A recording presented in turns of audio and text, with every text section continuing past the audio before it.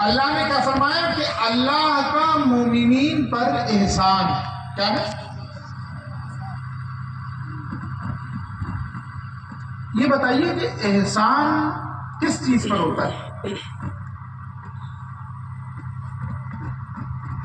کوئی آپ کو ایسی چیز دے جو آپ کے کام آئے تب احسان جتایا جاتا ہے۔ دوسرے لفظوں میں یہ کہیے کہ اگر آپ کو کوئی نعمت ملی ہے، اگر کسی نے آپ کو کوئی نعمت دی ہے، کوئی اچھی چیز دی ہے، کوئی تحفہ دیا ہے، تو وہ آپ سے کہے گا کہ میں نے تم پر احسان کیا۔ برے وقت میں ساتھ دیا، احسان کیا۔ ہم ڈوب رہے تھے، ہمیں نکال دیا، احسان کیا۔ ہمارے پاس پیسہ نہیں تھا، ہمیں پیسہ دے کر آگے بڑھایا، احسان کیا۔ ہمارا کاروبار فیل ہو رہا تھا، ہمیں مشورہ دے کر ہمارے کاروبار کو کامیاب کیا، احسان کیا۔ ہم زندگی میں مایوس ہو چکے تھے، نراش ہو چکے تھے، لیکن اس نے ہمیں ایسا موٹیویٹ کیا، ایسا سمجھایا کہ ہمارے اندر کے حوصلے پھر سے جوان ہو گئے، اس کا احسان۔ اس نے ہمیں کچھ ایسا دیا کہ ہم نے کہا تمہارا احسان ہے۔ اور ہم جب کسی دوسرے سے کہتے ہیں کہ ہم نے تمہارے ساتھ یہ احسان کیا تھا، جب بھی کوئی ایسی چیز دیتے، خلاصہ یہ ہے کہ جب ہم کسی کو کوئی نعمت دیتے ہیں اور وہ نعمت اس کے پاس رہتی ہے تو ہم کہتے ہیں ہم نے تم پر احسان کیا۔ کیا کہتے ہیں؟ ہم نے تم پر احسان کیا۔ یہ تو رہی ہماری اور آپ کی بات۔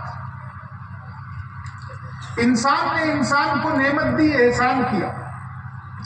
انسان کے برے وقت میں ساتھ آیا، کام آیا، احسان کیا۔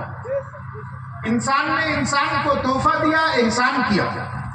انسان نے دوستی کا حق نبھایا، احسان کیا۔ انسان نے کاروبار کو فیل ہونے سے مشورہ دے کر بچا لیا، احسان کیا۔ لیکن یہاں بات عام آدمی کی نہیں ہو رہی، یہاں بات انسان کی نہیں ہو رہی، بلکہ وہ اعلان فرما رہا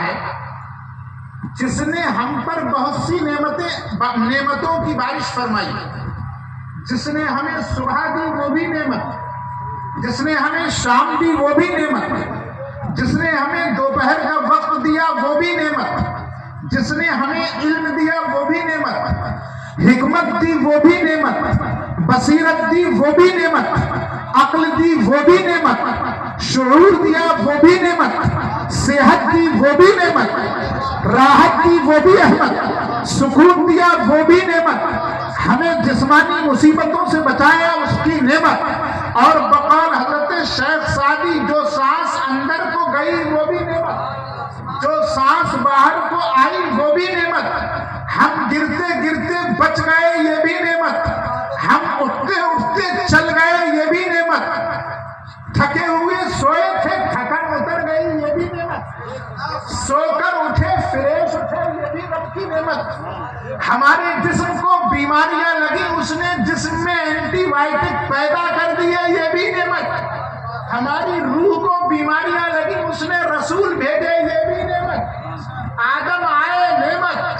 حضرت ابراہیم آئے نعمت، حضرت ایوب آئے نعمت، حضرت عیسیٰ آئے نعمت، حضرت زکریا آئے نعمت، حضرت یحییٰ آئے نعمت، حضرت سلیمان آئے نعمت، حضرت نوح آئے نعمت۔ غرض یہ کہ ہماری روح جہاں جہاں فساد زدہ ہونے لگی، ہماری روح جہاں جہاں بگڑنے لگی، وہاں وہاں اس نے ہمیں عطا کی نعمت، اور ہمارے جسم پر جب جب فساد آنے لگا، ہمارا جسم جب جب بگڑنے لگا، ہاتھ میں درد ہو رہا تھا خود بخود صحیح ہو گیا نعمت، عقل تھک چکی تھی خود بخود فریش ہو گئی نعمت، ہماری آنکھوں میں درد ہونے لگا تھا صحیح ہو گئی نعمت۔ ارے کون کون سی اس کی نعمت گنو گے؟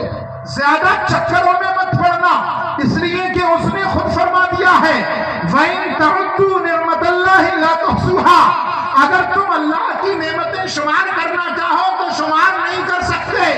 لیکن یہ بھی یاد رکھنا، وہی فرماتا ہے اِنَّ الْإِنسَانَ لَظَلُومٌ کَفَّارٌ، یہ شمار تو نہیں کر پائے گا لیکن یہ انسان بڑا ظالم ہے، بڑا ناشکرا ہے. وہی بتا دی کہ ہماری اوقات کیا ہے. اس نے ہمیں صبح دی یہ نعمت، اس نے شام دی یہ نعمت، ہمیں کھانے کے لیے چیزیں دی یہ نعمت، یہ چکن جو ہم کھاتے ہیں یہ اس کی نعمت. اس نے ہمیں صحت دی سب سے بڑی نعمت. ارے اس سے بڑی نعمت اور کیا ہوگی؟ اس نے ہمیں والدین عطا فرمائے. لیکن اے مالک و مولا، ہم ان نعمتوں پر غور کریں تو ہمیں لگتا ہے کہ تیری نعمتیں ہر آن ہیں، ہر منٹ ہیں، ہر پل ہیں. ہم سانس لے رہے ہیں. مسلمانوں غور کرتے چلنا، ہم نے سانس لی لیکن سانس لینے میں اگر ہماری آنکھ کام نہ کرے تو کیا ہوگا؟ سانس آئی لیکن ہمارا دل کام نہ کرے تو کیا ہوگا؟ ہماری کان کام نہ کرے تو کیا ہوگا؟ نعمتیں مل رہی ہیں لیکن ایک نعمت کے اندر نعمت. سانس آئی، دل نے بھی کام کیا، نعمت. سانس آئی، آنکھوں نے بھی کام کیا، نعمت. سانس آئی، ہاتھوں نے بھی کام کیا، نعمت. سانس آئی، پیروں نے بھی کام کیا، نعمت. سانس آئی، عقل نے بھی کام کیا، نعمت. کتنے مریضوں کو دیکھا ہوگا جو صحیح ہیں مگر ان کا عقل کا آرڈر فیل ہے. ان کی عقل آرڈر کرتی ہے ہاتھ نہیں اٹھتا تھا، ان کی عقل آرڈر کرتی ہے پیر نہیں اٹھتا تھا. سانس آئی ہے، سارے اعضاء سلامت، یہ اس کی نعمت. اے مالک و مولا، تیری نعمتوں پر کیا نظر کریں؟ ہماری ہر سانس میں ہزار نعمت. ہم کس کس نعمت کا شکریہ ادا کرتے ہیں؟ ہماری زبان شکریہ ادا کرنے کے لائق نہیں ہے. ہم یہ کہتے ہیں تو دیکھ تو بھی شکریہ، نہ دیکھ تو بھی شکریہ. لیکن اے مالک و مولا، یہ کیا ماجرا ہے؟ تو نے ہماری زندگی کو زندگی بنا دیا، تو نے ہماری بندگی کو بندگی بنا دیا، تو نے ہمارے سجدوں میں، تو نے ہمارے ماتھے میں سجدوں کا شوق عطا فرمایا، تو نے ہمارے دلوں میں اسلام کی ہدایت نصیب فرمائی، تو نے ہماری عقلوں کو نبی کی معرفت نصیب فرمائی. لیکن یہ کیا ہوا کہ اتنی چیزیں ہمیں ملی، قرآن کہیں نہیں کہتا کہ اللہ نے احسان کیا. یہ کون سی نعمت ہے کہ قرآن کہتا ہے مومنو تم پر اللہ کا احسان ہے، یہ اللہ نے تم پر احسان فرمایا ہے. اے مالک و مولا، تیری نعمتیں بہت ہیں، تیری عادت تو احسان جتانے کی نہیں ہے، تیری عادت تو بتانے کی نہیں ہے. تو نے یہ کیا کیا؟ تو نے قرآن میں یہ آیت نازل فرما دی کہ میرا احسان مومنین پر ہے. تو نے تو بے شمار نعمتیں عطا فرمائی لیکن تو نے احسان کہیں نہیں جتایا. یہ تیری شان کی رفت ہے، یہ تیری شان کی بلندی ہے، یہ تیری عظمت ہے. وہ اور لوگ ہوتے ہیں جو چھوٹی چھوٹی نعمت پر احسان جتانے لگے. رب نے بے شمار نعمتیں دی لیکن احسان نہیں جتایا. یہ کون سی نعمت ہے کہ رب فرماتا ہے رب کا مومنوں پر احسان ہے؟ میرے شعور نے جواب دیا، واقف یہ صرف نعمت نہیں ہے، یہ صرف رحمت نہیں ہے، یہ صرف ایک نعمت نہیں بلکہ اللہ اس لیے احسان جتا رہا ہے، اللہ اس لیے اللہ فرما رہا ہے کہ اے مومنوں تم کو نعمت نہیں بلکہ نعمتیں لٹانے والا نبی دے رہا ہے. سبحان اللہ. نعمتیں بات کا جو سخت وزیشان گیا ساتھی منشی رحمت کا قلمدار.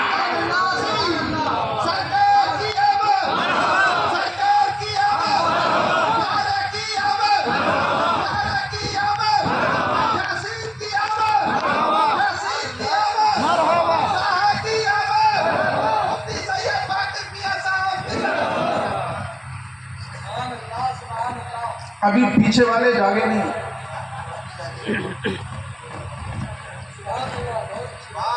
کیا فرمایا؟ اللہ کا مومنین پر احسان ہے. کیوں؟ اس لیے کہ یہ نعمت نہیں بلکہ میں نے تم کو نعمتیں دینے والا مالک عطا کیا. کون عطا کیا ہے؟ نعمتیں دینے والا مالک. یہ صرف نعمت نہیں ہے بلکہ اس کی شان ہے. یہ جسے مالک بنا دے وہ مالک ہو جائے. آپ نے نہیں سنا؟ ارے یہاں تو یہاں اس کی شان یہ ہے کہ اگر آسمانوں کے اوپر کی نعمتیں بھی کسی کو عطا کر دے تو وہ مالک ہو جایا کرتا ہے. سرکار فرماتے ہیں علی کن قسیم الجنت والنار، علی جنت و دوزخ کا قاسم ہے، جنت و دوزخ کا بانٹنے والا علی ہے. کہاں ہے جنت و دوزخ؟ دنیا میں. یہ وہ نعمتوں کا قاسم ہے کہ زمین کی نعمتیں تو زمین کی نعمتیں، آسمان کی نعمتیں جسے چاہے نصیب کرتے.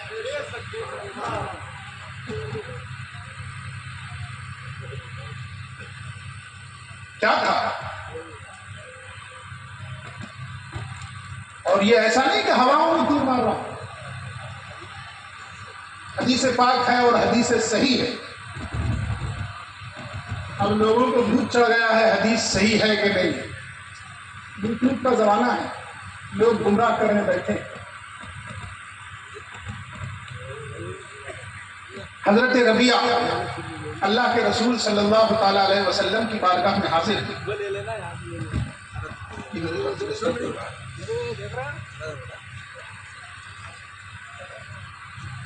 ایسی نعمت، سنو کیسی نعمت.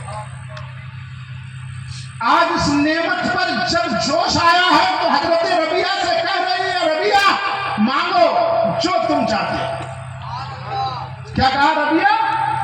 مانگو جو تم چاہتے ہو. یہ نہیں کہا کہ میرے پاس جو ہے اس میں سے مانگو.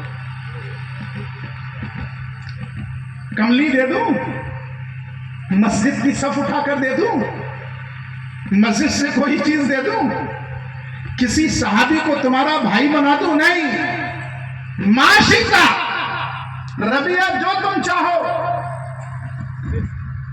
حضرت ربیعہ نے کیا مانگا؟ کیا مانگا؟ آپ غور کیجئے. حضرت ربیعہ نے دنیا کی کوئی چیز نہیں مانگی. اگر ہم میں سے کوئی ہوتا تو کہتا 56 کروڑ کا چوتھائی. یہی نا، اسی پر ناز ہے نا. اس کی کوئی حیثیت نہیں ہے. جس دن مسلمان یہ سمجھ لیں گے کہ اس کی کوئی اہمیت نہیں ہے اس دن مسلمان ہو جائیں گے. حضرت ربیعہ نے نہیں کہا بہت فاتح کی زندگی گزار رہا ہوں خوشحالی کی گزارنے لگوں. نہیں. کون پوچھ رہا تھا؟ پوچھنے والا کون تھا؟ بھیک دینے والا داتا کون تھا؟ ربیعہ نے سوچا زندگی تو کٹی جائے گی، چٹنی سے کھا کر بھی کٹتی ہے، دال سے کھا کر بھی کٹتی ہے، بھوکے رہ کر بھی گزرتی ہے، شکم سیر ہو کر بھی گزرتی ہے. زندگی سے کیا؟ یہ جتنی رب نے لکھ دی ہے کوئی ایک سانس کم نہیں کر سکتا. حضرت ربیعہ کہتے ہیں اچھا میری مرضی پر جو میں چاہوں مانگوں. ربیعہ کو معلوم ہے یہ پوچھنے والا کوئی عام نہیں ہے، یہ وہ ہے جو نعمت نہیں بلکہ نعمتیں لٹانے والا ہے، جس کی ملکیت صرف زمین تک نہیں، جس کی ملکیت صرف باغوں تک نہیں کہ میں کھجوریں مانگ لوں، جس کی ملکیت میں صرف مال و دولت نہیں کہ میں مال مانگ لوں، جس کی ملکیت میں صرف اونٹ نہیں کہ میں اونٹ مانگ لوں، جس کی ملکیت میں صرف کھجوریں نہیں کہ میں کھجوریں مانگ لوں. پوچھا کیا چاہتے ہو؟ مانگو، آج جو تم مانگو گے وہ دیا جائے گا. حضرت ربیعہ نے زمینوں کی کوئی چیز نہیں مانگی. زمینوں کی بولو، زمینوں کی کوئی چیز نہیں مانگی. کیا مانگا؟ کیا مانگا؟ دو چیزیں. کیا مانگا؟ دو چیزیں. لیکن قربان جاؤ صحابی رسول کی اس عقل پر کہ دو چیزیں مانگی لیکن ایسی مانگی کہ ایک ہی لگے.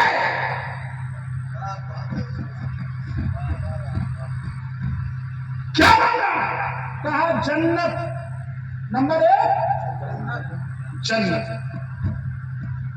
دوسرا سوچا جنت تو بہت بڑی ہے، کہیں ایسا نہ ہو کہ یہ نعمتیں لٹانے والا جنت میں کہیں اور ہو اور میں کہیں اور پڑا ہوں. ہمارے لیے تو یہی بات ہے کہ جنت مل جائے. ربیہ سوچ رہے ہیں کہ کہیں ایسا نہ ہو کہ جنت میں کہیں اور ہوں اور یہ نعمتیں لٹانے والا کہیں اور ہو. تب مجھ سے یہ کون پوچھے گا ربیہ مانگو کیا مانگ رہے ہو, ربیہ سوال کرو کیا سوال کر رہے ہو, ربیہ بھیک کا پیالہ پھیلاؤ میں بھی دینے کو تیار ہوں, یہ کون پوچھے گا. کا نمبر 2 یہ کہ جنت میں جہاں آپ وہاں ربیہ, جہاں آپ وہاں میں, جہاں آپ کا مقام وہاں مجھے رہنا. کہا مرافقتک فی الجنہ,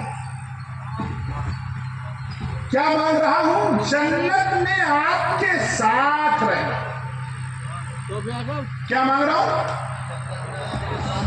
دیکھو غور کرنا, تم لوگ بھی کاروباری ہو, سب داؤ پہ جانتے ہو, لیکن غور کرو. 2 چیزیں مانگ لی مگر لگ رہا ہے کیسا, ایک مانگی. اب تھوڑا سا روکو, پوچھو, سوچو کہ اے ربیہ کوئی اچھا سا کاروبار مانگ لیا ہوتا, نسلیں سدھر جاتی. ربیہ کا جواب ہوگا نہیں. کاروبار مانگتا نسلیں سدھر جاتی, دولت مانگتا گھر بن جاتا, عقل مانگتا زندگی سنور جاتی, دماغ آ جاتا, علم مانگتا عالم بن جاتا, تفسیر مانگتا مفسر بن جاتا, حدیث مانگتا محدث بن جاتا. یہ تو سب بن چکے ہیں. میں دیکھ رہا تھا کوئی محدث ہے, کوئی مفسر ہے, کوئی عالم ہے, کوئی وہ ہے. حضرت صدیق اکبر کی ذات, اللہ کے رسول فرماتے ہیں اللہ آسمانوں میں یہ بات ناپسند کرتا ہے کہ ابو بکر زمین میں خطا کرے. یہ حضرت صدیق اکبر کی ذات میرے سامنے تھی. میں نے سوچا کہ دنیا کی کوئی بات مانگنا بیکار ہے. دنیا کی کیا چیز مانگوں, یہاں کی جو چیزیں بھی ہیں وہ سب دی جا چکی ہیں. قارون کے پاس کتنا خزانہ تھا, لوگوں نے اس خزانے کا حال دیکھ لیا ہے. فرعون کی بادشاہت کیسی تھی, لوگ اس بادشاہت کو اپنی آنکھوں سے دیکھ چکے ہیں. لوگوں نے نمرود کو بھی دیکھا ہے, لوگوں نے فرعون کو بھی دیکھا ہے. ایک سے ایک جلال والا گزر گیا لیکن چلا گیا. میں نے یہ سوچا کہ اپنا تو مانگ ہی لوں, ایسی چیز مانگوں کہ میرا کام ہمیشہ کے لیے بن جائے. لیکن مسلمانوں ربیہ کے جواب میں ایک بات اور چھپی ہوئی ہے. وہ رہتی دنیا تک کے مسلمانوں کو یہ بات بتانا چاہتے ہیں. کیا اے مسلمانوں, جب بھی کوئی اس طرح کا سوال کرے کہ تمہارے نبی کو اختیار ہے یا نہیں ہے, تو میرے اس سوال کو دیکھ لینا اور یہ بھی دیکھ لینا کہ نبی کو اختیار کتنا بڑا ہے. صحابہ نے ان کا اختیار کتنا بڑا سمجھا تھا. صحابہ یہ سمجھتے تھے, صحابہ یہ عقیدہ رکھتے تھے کہ نبی کا اختیار صرف زمین کی چیزوں پر نہیں ہے. نبی صرف زمین کی نعمتوں کو نہیں لٹاتا ہے. نبی کے ہاتھ میں رب نے صرف زمینی نعمتیں نہیں رکھی ہیں, نبی کے ہاتھ میں رب نے صرف دولتیں نہیں رکھی ہیں, بلکہ نبی کے ہاتھ میں رب نے آسمانوں کی نعمتیں بھی رکھی ہیں. نبی صرف دنیا کی نعمتیں نہیں دیتا, بلکہ نبی زمین میں بھی مالک و مختار بن کر آیا ہے اور آسمانوں کا بھی مالک و مختار ہے. میں نے زمین کی چیز نہیں مانگی, کل کو کوئی یہ نہ کہتے کہ نبی زمین کا مختار ہے, آسمان کا مختار نہیں ہے. میں نے سوچا مسلمانوں کو یہ عقیدہ دے دوں کہ نبی صرف مختار نہیں بلکہ زمینوں کا بھی مختار ہے, آسمانوں کا بھی.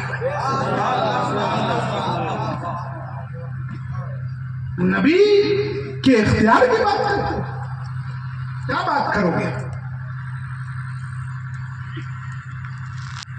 مسلم شریف کی حدیث ہے, غور سے سماعت کریں, کوئی واقعہ قصہ نہیں ہے, مسلم شریف کی حدیث. بات اختیار کی آ گئی ہے, بس ایک حدیث سنی تو پھر آگے بات وہیں پہنچتے ہیں جہاں سے چھوڑ کے. اللہ کے رسول صلی اللہ تعالی علیہ وسلم استنجے کے لیے, قضاء حاجت کے لیے راستے سے نیچے ایک طرف کو گئے.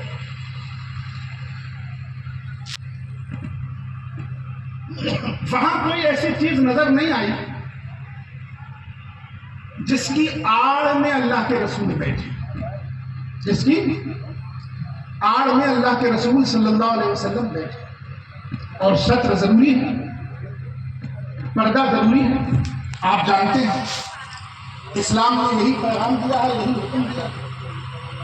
اللہ کے رسول دیکھ رہے ہیں، استنجا کرنا ہے، کوئی چیز نہیں مل رہی، کیا کیا جائے؟ کس کی آڑ میں بیٹھے؟ برابر سے راستہ چل رہا ہے، جانے والے دیکھتے ہوئے جائیں گے کہ اللہ کا رسول بیٹھا۔ ارے اللہ کے مقدس رسول پر تو ویسے ہی لوگوں نے انگلیاں اٹھا دی۔ اللہ کے رسول صلی اللہ تعالی علیہ وسلم کو ستر چاہیے تھا، پردہ چاہیے تھا، لیکن پردہ مل نہیں رہا ہے۔ صاحب یہ رسول کچھ دور تک پیچھے پیچھے چلے، لیکن پھر رک گئے، یہ دیکھ کر کہ اللہ کے رسول کہیں ستر تلاش کر لیں، کہیں پردہ تلاش کر لیں، کہیں ایسی جگہ مل جائے کہ میری آنکھوں سے اوجھل ہو جائیں اور وہ استنجا فرما لیں۔ صاحب یہ رسول کہتے ہیں، مسلم شریف کی حدیث ہے، صاحب یہ رسول کہتے ہیں اللہ کے رسول صلی اللہ علیہ وسلم کو کہیں کوئی پردے کی چیز نہیں ملی، کہیں ایسی چیز نہیں ملی کہ آپ پردہ فرما لیتے۔ آپ نے دیکھا کہ تھوڑی دوری پر ایک نہر ہے، نہر کے کنارے دو درخت لگے ہوئے ہیں۔ آپ صلی اللہ علیہ وسلم آگے کو درخت کے پاس بڑھ گئے، میں پیچھے سے کھڑا ہوا دیکھ رہا تھا یہ کیا ہو رہا ہے۔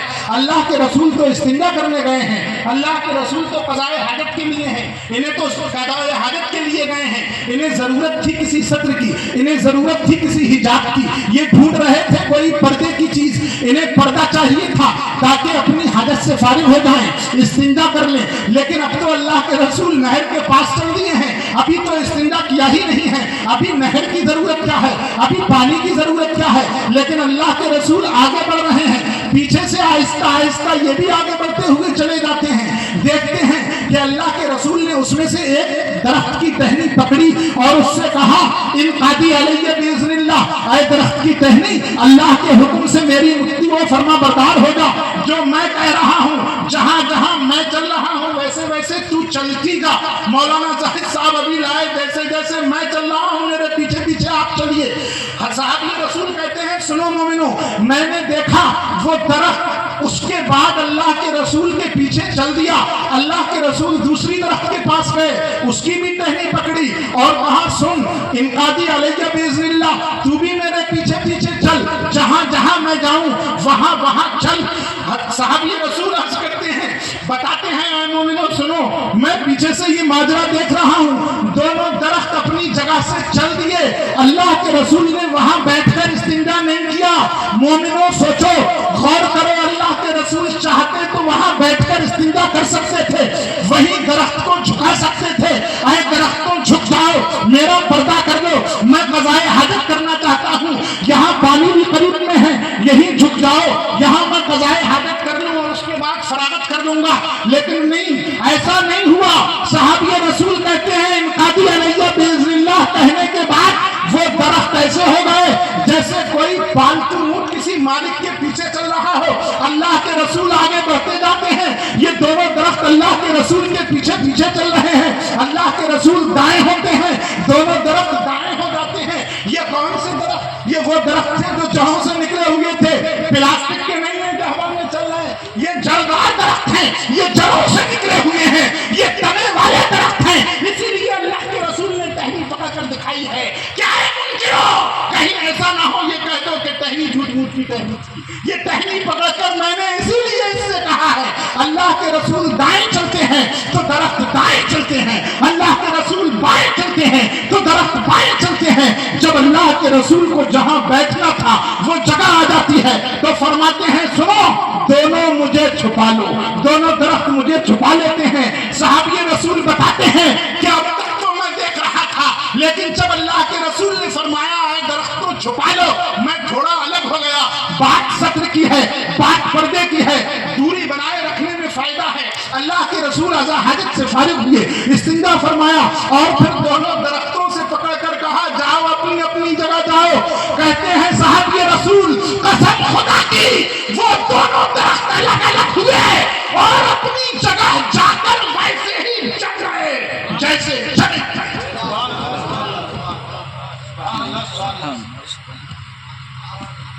سنو سنیو، اپنا عقیدہ سنو،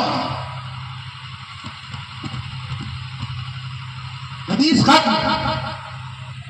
حدیث ختم۔ ایسا نہیں ہے کہ صرف ضرورت تھی اللہ کے رسول کو، ضرورت پر اللہ کے رسول نے ان سے کام لیا۔ کچھ لوگ یہ کہتے ہیں کہ معجزات جب دکھائے گئے تو ضرورت تھی، نہیں، اللہ کے رسول جب واپس آئے تو صحابی رسول سے کہتے ہیں تم نے میرا مقام دیکھا؟ کہتے ہیں ہاں دیکھا۔ یہ کہنے کی کیا ضرورت ہے؟ سیفنی کے خوشقیرہ مسلمانوں سنو، اللہ کے رسول یہ بتانا چاہتے ہیں کہ اگر میرے اختیار پر کوئی سوال اٹھائے تو تم بتا دینا کہ رسول کا مقام وہ مقام ہے کہ انسان ہی نہیں درخت بھی بندگی کرتے، جس کو رسول نے صرف انسانوں کا اختیار نہیں دیا، نباتات کا بھی اختیار دیا۔ ایسی نعمت جو چلے تو نعمتیں لٹاتی چلے، اٹھے تو نعمتیں لٹاتی اٹھے، ایسی نعمت۔ اسی لیے رب نے فرمایا مومنوں پر اللہ کا احسان، نعمت نہیں بلکہ نعمتیں لٹانے والا نبی دے رہا۔ اچھا سو گئے کیا پیچھے والے؟ پیچھے والے ایک بار زور سے درود شریف پڑھیے، پیچھے والے اللہم صلی علی سیدنا و مولانا محمد وعلی آل سیدنا و مولانا محمد کما تحب و ترضى یا رسول اللہ یا حبیب اللہ یا نبی۔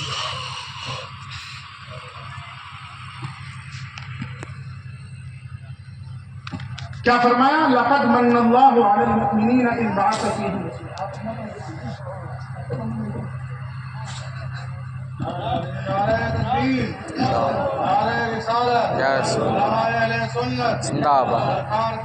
مرحبا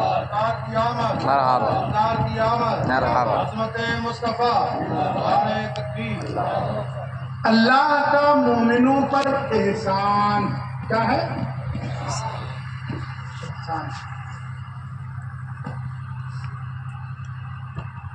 یہ بتائیے، ایک مقتدی نے اپنے امام صاحب کو بہت قیمتی لباس دیا، بہت قیمتی،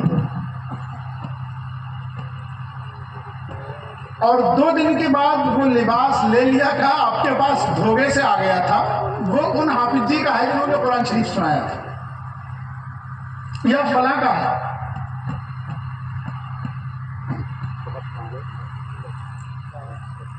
تو کیا اس مقتدی کو، ان حاجی صاحب کو لباس لینے کے بعد یہ کہنے کا حق ہوگا کہ میں نے آپ کو گفٹ دیا تھا، آپ پر احسان کیا؟ پیچھے والے بولیں گے حق ہوگا؟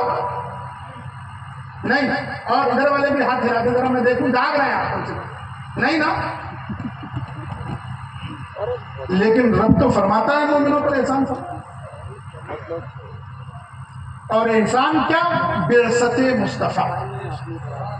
احسان کیا؟ بعثت مصطفیٰ، دوسرے لفظوں میں آمد رسول، احسان کا۔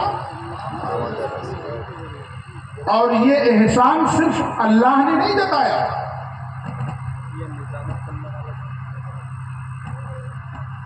یہ احسان صرف اللہ نے نہیں جتایا، بلکہ اس احسان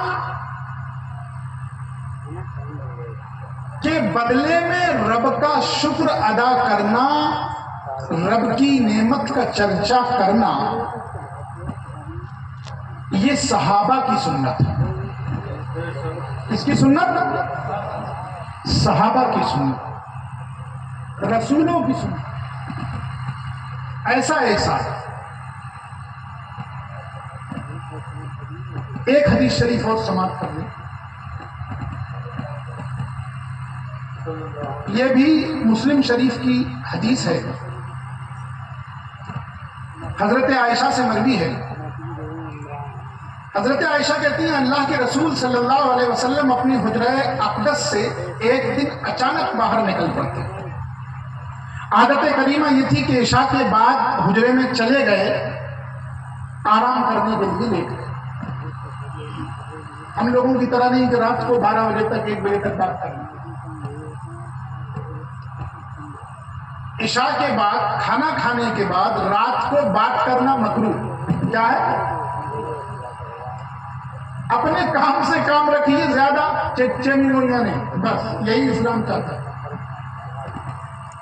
حضرت عائشہ کہتے ہیں اچانک حجرہ اقدس سے نکلے، باہر تشریف لے گئے. مسجد کے صحن میں جا کر دیکھا تو صحابہ اکرام بیٹھے ہوئے. عشاء کے بعد ایسے وقت میں اللہ کے رسول نے جب مجمع دیکھا تو پوچھا کیوں اکٹھے کیوں؟ کیا بات؟ کیسے کیسا مجمع؟ بھائی اگر کوئی اجنبی آدمی آئے جس سے معلوم نہ ہو کہ آج میلاد النبی کی ہم خوشی منا رہے ہیں تو پوچھے گا نا کیا بات؟ رات کے 12:30 بجے، رات کے 1 بجے کیسے بیٹھے؟ پوچھے گا. جیسے ہماری آنکھیں ابھی ہم سے پوچھ رہی ہیں گھر کیوں نہیں چلتے، ایسے ہی اجنبی آدمی آئے پوچھے گا کیا بات؟ اللہ کے رسول نکلے، مجمع لگا ہوا ہے. یہ مجمع لگانے والے کون ہیں؟ یہ کوئی عام آدمی نہیں ہے. ان میں کوئی صدیق اکبر ہے، کوئی فاروق اعظم ہے، کوئی عثمان غنی ہے، کوئی مولا علی ہے. یہ عام لوگ نہیں تھے بلکہ صحابہ کی مقدس جماعت تھی. یہ وہ لوگ تھے جن کے لیے قرآن کہتا ہے امتحان اللہ قلوبہم للتقوی. اللہ نے ان کے دل تقوی و پرہیزگاری کے لیے چن لیے ہیں. جن کے دل متقی ہے گارنٹی رب لے رہا ہے، جن کے دل پرہیزگار ہیں گارنٹی اللہ لے رہا ہے، جن کی عقلیں پرہیزگار ہیں، جن کی عادتوں میں تقوی رچ بس گیا ہے، رب شہادت دے رہا ہے. اللہ کے رسول آپ سے پوچھتے کیا بات، کیوں اکٹھے ہو، کیسا مجمع ہے؟ کہتے ہیں اللہ کے رسول صلی اللہ علیہ وسلم ہم اس لیے اکٹھے تھے کہ اپنے رب کا چرچا کر رہے تھے، اپنے رب سے دعا کر رہے تھے، اپنے رب کا شکر ادا کر رہے تھے، اپنے رب کی حمد کر رہے تھے، اپنے رب کی مدحت کر رہے تھے، اپنے رب کی ثنا بیان کر رہے تھے. کیوں بیان کر رہے تھے؟ ہم اس لیے بیان کر رہے تھے کہ اس نے ہمیں اسلام کی ہدایت دی. ہم اس لیے بیان کر رہے تھے اس نے ہمیں قرآن جیسا رہنما دیا. ہم اس لیے بیان کر رہے تھے اس نے ہمیں اسلام جیسا مذہب دیا. ہم اس لیے بیان کر رہے تھے ہماری روحانیت بیمار تھی اس نے روحانیت کا علاج عطا فرمایا. ہم اس لیے بیان کر رہے تھے ہماری جسمانیت بیمار تھی اس میں جسمانیت کی شفا نصیب فرمائی. ہم اس لیے بیان کر رہے تھے ہم غلط عادتوں میں لت پت تھے اس نے نکال کر ہمیں راہ ہدایت پر قائم کر دیا. ہم اس لیے بیان کر رہے تھے کہ آپ کی آمد جیسی نعمت ہمیں عطا فرمائی، من علینا بکا. اس لیے ہم بیان کر رہے تھے، اس لیے اس کا شکر ادا کر رہے تھے، اس لیے فرحتوں کا اظہار کر رہے تھے، اس لیے خوشیوں کا مظاہرہ کر رہے تھے، اس لیے مسرتیں بانٹ رہے تھے، خود بھی خوش ہو رہے تھے، دوسروں کو بھی خوش کرنے کی کوشش کر رہے تھے کہ ہم یقیناً خوش قسمت ہیں. اللہ نے ہمیں اپنی نعمت عظمیٰ سے نوازا ہے. اللہ نے ہمیں اپنی وہ نعمت عطا کی ہے جو صرف نعمت نہیں ہے بلکہ نعمتیں لٹانے والی نعمت ہے. ہم اس لیے فخر ظاہر کر رہے تھے، ہم اس لیے خوشی ظاہر کر رہے تھے، ہم خود بھی خوش تھے، لوگوں کو بھی خوش کر رہے تھے. یہ کمیٹی والے خود بھی خوش ہیں اور چاہتے ہیں کہ تم بھی اپنے چہروں سے خوشی ظاہر کرو. کیوں؟ اس لیے کہ آج آمد مصطفیٰ کی رات ہے، اس لیے تم بھی خوش ہو جاؤ. صحابہ کہتے ہیں ہم اس لیے اپنی خوشی کا اظہار کر رہے تھے کہ آپ کی آمد سے اس نے ہمیں نوازا ہے. من علینا بکا، اللہ نے ہمیں آپ کی نعمت دی ہے اس لیے ہم خوشیاں ظاہر کر رہے تھے. اس نے ہمیں آپ سے نوازا ہے اس لیے ہم فرحتیں بانٹ رہے تھے، خوشیاں لٹا رہے تھے. کہا صحیح بتاؤ خدا کی قسم تم اسی کام کے لیے جمع تھے؟ صحابہ چوکنے ہیں، صحابہ حیرت میں ہیں. وہ رسول جو کبھی جھوٹ نہیں بولتا، وہ رسول جو صادق الوعد والامین ہے. کوئی جھوٹ ماننے والا ہوتا وہ قسم لیتا تو کوئی مذاق، کوئی تعجب کی بات نہیں ہوتی، کوئی حیرت میں ڈالنے والی بات نہیں ہوتی. لیکن وہ رسول قسم کھا رہا ہے جس کے خاک گزر کی قسم قرآن رکھتا ہے، وہ رسول قسم کھا رہا ہے جس کے زلفوں کی قسم واللیل کہی جاتی ہے، آج وہ رسول کہہ رہا ہے خدا کی قسم کیا تم اسی کام کے لیے جمع ہوئے ہو؟ صحابہ کہتے ہیں ہاں ہاں اللہ کے رسول، ہم اسی کام کے لیے یہاں اکٹھے ہیں، ہم آپ جیسی نعمت پر رب کا شکر ظاہر کر رہے ہیں، رب کی حمد بیان کر رہے ہیں، رب کی ثنا کر رہے ہیں، خوشیاں لٹا رہے ہیں، اپنے دل کو مسرور کر رہے ہیں، لوگوں کو مسرور کر رہے ہیں۔ کیوں؟ اس لیے کہ اس نے ہمیں آپ جیسی نعمت عطا کی ہے۔ اللہ کے رسول فرماتے ہیں صحابہ سنو، میں نے اس لیے قسم نہیں لی کہ میں تمہاری نیتوں میں شک کر رہا ہوں، میں نے اس لیے قسم نہیں کھائی کہ میں تم پر کوئی الزام لگا رہا ہوں، میں نے اس لیے قسم نہیں کھلائی کہ مجھے شک ہے کہ تم مجھ سے جھوٹ بول سکتے ہو، مجھے یقین ہے کہ میرے صحابہ مجھ سے جھوٹ نہیں بولیں گے، مجھے یقین ہے کہ مجھ پر ایمان لانے کم از کم مجھ پر جھوٹ نہیں بولیں گے، انہوں نے مجھ پر ایمان قبول کیا ہے، انہوں نے میری باتوں کو شروع سے آخر تک سنا ہے، تو میرے سامنے جھوٹ کیسے بول سکتے ہیں؟ فرماتے ہیں میں تم پر تہمت و اتہام کی وجہ سے قسم نہیں لے رہا، قسم اس بات کی، اس مجلس کی اہمیت بتانے کے لیے لے رہا ہوں کہ اس مجلس کی اہمیت کیا ہے، اس مجلس کی رفعت کیا ہے۔ سنو، قسم اس لیے لی تھی کہ میرے پاس اندر حجرے میں جبریل آئے تھے، تم باہر ذکر کر رہے تھے، جبریل حجرے میں آئے اور جبریل نے آ کر حجرے میں کہا آقا دو عالم آپ اندر تشریف فرما ہے، لیکن باہر کی جو مجلس ہے آج اللہ فرشتوں کی محفل میں فخر ظاہر فرما رہا ہے۔ آج فرشتوں سنو، تمہیں اپنی تسبیح و تقدیس پر ناز تھا، تمہیں ناز تھا کہ ہم تسبیح کرتے ہیں، تمہیں ناز تھا کہ ہم پاکی بیان کرتے ہیں، تمہیں ناز تھا کہ ہم تیری تنزیح کرتے ہیں، تمہیں ناز تھا ہم تیری عظمت بیان کرتے ہیں، تمہیں ناز تھا ہم تیری رفعت بیان کرتے ہیں۔ سنو، میرے محبوب کی آمد کا جو لوگ ذکر کر رہے ہیں، یہ خوشیاں بانٹ رہے ہیں، یہ نعمت ایسی ہے میں نے جو ان کو دی ہے، یہ خود بھی خوش ہیں اور لوگوں میں خوشیاں بانٹ رہے ہیں، لوگوں میں خوشیاں لٹا رہے ہیں۔ مجھے آج اس مجلس پر فخر ہے، تو ہم اس لیے آیا ہوں کہ اللہ نے اس مجلس کو لے کر فخر ظاہر فرمایا ہے۔ کون فخر ظاہر کر رہا ہے؟ وہ رب جس نے اس کائنات کو بنایا ہے، وہ رب جس نے ہمیں اور آپ کو بنایا ہے۔ اللہ کے رسول فرماتے ہیں سنو، جب جبریل نے آ کر مجھ سے یہ کہا، میں نے آ کر باہر دیکھا تو تم میری آمد کا ذکر کر رہے تھے، تم تو آمد رسول کے ذکر میں مست ہو، تم تو آمد مصطفیٰ کے ذکر میں سرشار ہو، تم نے تو آمد مصطفیٰ کی خوشیاں بانٹ رکھی ہیں۔ اس کا مطلب یہ ہوا کہ آمد مصطفیٰ کی خوشی میں جو محفلیں سجائی جائیں وہ رب کو صرف مقبول نہیں بلکہ اتنی مقبول ہیں کہ فرشتوں میں فخر کا اظہار۔ نعرہ تکبیر، نعرہ رسالت، سید واقعی میاں صاحب قبلہ، نعرہ تکبیر، سبحان اللہ سبحان اللہ۔ جاگنا اور بس، تو کیسی نعمت؟ جو نعمت لٹائے وہ نعمت۔ انسان کس پر عرض یہ کر رہا تھا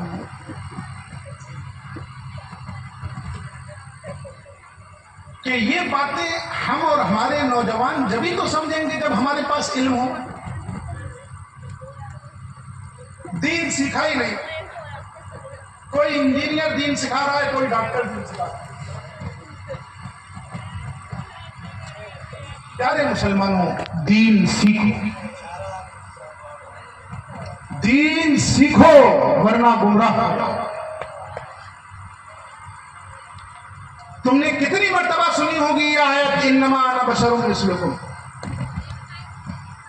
میں تمہاری ہی طرح بشر ہوں،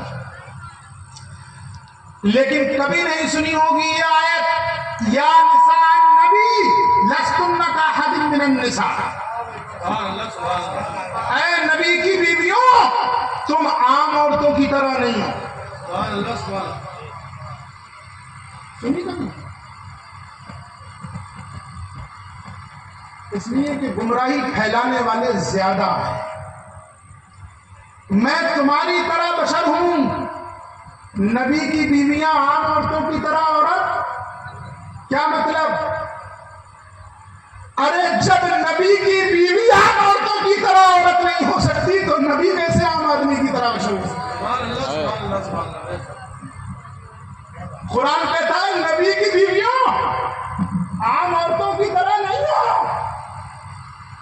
کیا مطلب؟ تمہارا نکاح نبی سے ہو گیا ہے، تم نبی کے رشتے میں آ گئی، اب عام عورتوں کی طرح نہیں رہے۔ ارے نبی تو نبی، تم تو نبی کو عام بشر کی طرح کرتے ہو، تم تو نبی کو بشر کی نسل بتا کر بات خراب کر دینا چاہتے ہو۔ قرآن اعلان کر رہا ہے کہ نبی تو نبی، نبی کے جو رشتے میں آ جائے وہ ارے عورتیں رشتہ ہی نہیں تو آئے اور کیا ہوا؟ لیکن جب رشتہ ہو گیا اب عورتوں کی طرح نہیں۔ تو جب نبی کے رشتے میں آنے کی وجہ سے عورتوں کی طرح نہیں ہیں تو پھر نبی عام آدمی کی طرح۔ اس لیے علم ضروری، یا نثار نبی کوئی نہیں سنائے گا تمہیں، انما انا بشر سب سنائیں گے۔ علم سیکھو، علم سکھاؤ، علم بانٹو، علم لٹاؤ۔ علم ہی وہ دولت ہے جو تمہیں گمراہی سے بچا سکتا ہے۔ قرآن پڑھو، قرآن پڑھاؤ۔ حضرت نافع حضرت عمر سے ملاقات کرتے ہیں اور پوچھتے ہیں، اے امیر المومنین، اے خلیفۃ المسلمین، آپ نے اس وادی کا گورنر کس کو بنایا؟ حضرت عمر کہتے ہیں میں نے ابن ابزا کو اس کا گورنر بنایا۔ حضرت نافع کہتے ہیں ابن ابزا ہوا مولا من موالینا، وہ تو ہمارے غلاموں کا غلام ہے۔ کہا عمر، وہ جس کے باپ دادا ہمارے یہاں خدمتیں کرتے رہے وہ ہمارا حاکم، وہ جس کے باپ دادا نے ہمارے یہاں برتن دھوئے وہ ہمارا حاکم۔ مسلمانوں غور کرو، یہ کون سی بادشاہت تھی؟ یہ وہ خلافت تھی جو نظام مصطفیٰ جان رحمت نے دیا۔ وہ امیر المومنین جن کے روب کا یہ عالم تھا کہ انسان بات نہ کر سکے، لیکن خلیفہ بننے کے بعد کتنی نرمی آ گئی کہ ایک عام آدمی کہہ رہا، عمر تم نے یہ کیا کیا؟ ہمارا والی اس کو بنا دیا، ہمارا گورنر اس کو بنا دیا جس کے باپ دادا ہمارے غلام، اب ہمارا غلام ہم پہ حکومت کرے گا۔ سوچو، آج ہم میں سے کوئی مکھ منتری سے کہہ سکتا ہے ہمارے ڈسٹرکٹ کا ڈی ایم کسی بنا دیا؟ نہیں کہہ سکتا۔ اور قربان جاؤں اس خلیفہ دوم کی بادشاہت پر، خلافت پر، وہ یہ نہیں کہتا یہ تمہارے دائرے کی بات نہیں، یہ میرا پاور تھا، میرا اختیار تھا، میں جسے چاہوں بنا دوں۔ یہ نہیں کہا۔ آج تو تھوڑی پاور ملنے کے بعد بھی ہم بھول جاتے نہیں بھائی اس سے تم سے کیا مطلب، میرا من جسے چاہوں اسے دو۔ عمر نے یہ نہیں کہا کہ نافع تم کون، خلیفہ تو میں ہوں، تم کون، تمہیں یہ پوچھنے کا حق کس نے دیا؟ بلکہ عمر نے سمجھایا کہ خلافت کسی کو کہتے ہیں۔ یہاں ایک عام آدمی بھی خلیفۃ المسلمین کا دامن پکڑ کر پوچھ سکتا ہے کہ ایسا کیوں ہوا؟ حضرت نافع کہتے ہیں اے فاروق، وہ تو ہمارے غلاموں میں سے ایک غلام ہے۔ کہا نافع سنو، میں نے بنایا ہے اس کو گورنر، لیکن اگر ابھی بھی تمہارا دل مطمئن نہیں ہے تو اور سنو، میرے کانوں نے اللہ کے رسول کو فرماتے سنا ہے کہ قرآن وہ کتاب ہے جو اس کتاب کی تعلیم حاصل کر لے، جو اس کتاب کو پڑھ لے، اللہ ان قوموں کو بلندیاں نصیب کر دیتا ہے، اور جو قومیں چھوڑ دیں ان کو پستی کے مار میں رکھے۔ یرفع بہ قوما ویضع بہ آخرین۔ آج ضرورت علم کی، ہماری نسلیں جن اجالوں کی محتاج ہیں وہ ان قمقموں کے اجالے نہیں بلکہ علم کے اجالے۔ ان کمکموں سے صرف ظاہر چمکتا ہے، ہمیں اپنے باطن کو چمکانے کی۔ تو اللہ نے احسان جتایا،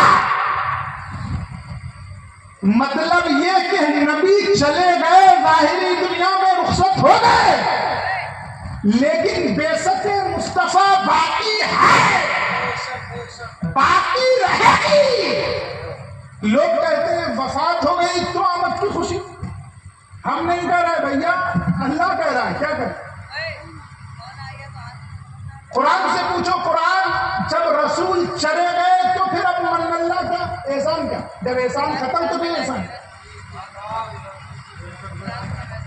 جب احسان ختم تو پھر اب احسان کیا؟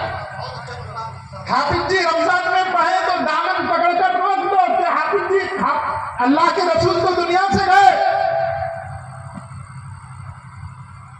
قرآن کہہ رہا نہیں، ارے ان کی ظاہری زندگی ختم ہوئی ہے، رسول جب بھی تھے، رسول آج بھی ہیں، ان کا پیغام جب بھی تھا، ان کا پیغام آج بھی ہے، اور انشاءاللہ قیامت کی صبح تک ان کا پیغام ہے۔